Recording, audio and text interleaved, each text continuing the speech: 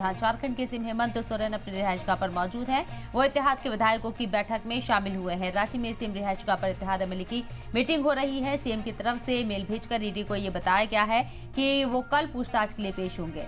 हम आपको बता दें कि ईडी की टीम कल सीएम हेमंत सोरेन के दिल्ली रिहायशगाह पर पहुंची थी और घंटों वहां मौजूद थे। हेमंत सोरेन के घर से ईडी ने जब्त किए हैं 36 लाख रुपए और ईडी ने जांच के बाद कुछ कागजात और BMW भी जब्त की है। इसके साथ ही सीएम से कल से राब्ता नहीं हो पा रहा था। हम आपको बता दें कि यहाँ इस हलचल के बीच कल रात सीएम रिहायशगाह पर अजीम इत्तेहाद के एमएलए की मीटिंग भी हुई।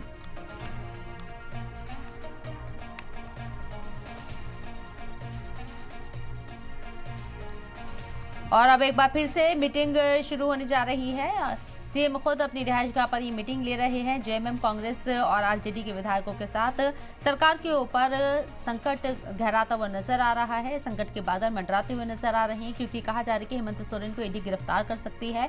और कल जिस तरीके से हेमंत सोरेन को ढूंढते हुए ईडी दिल्ली उनकी रिहायशगाह पर पहुंची थी, जहां हेमंत सोरेन मौजूद नहीं थे, और आज 31 घंटे बाद हेमंत सोरेन झारखंड के मुख्यमंत्री हैं और अब वो पेश हो चुके हैं। ऐसे में 31 तारीख का वक्त उनके जरिए मांगा गया है कि 31 तारीख को वो ईडी के सामने पेश होंगे। जो सवाल ईडी के बचे हुए हैं, इससे पहले भी ईडी ने पूछताछ की है हेमंत सोरेन से, और उन सवालों का जवाब एक बार फिर से देने के लिए तैयार हैं।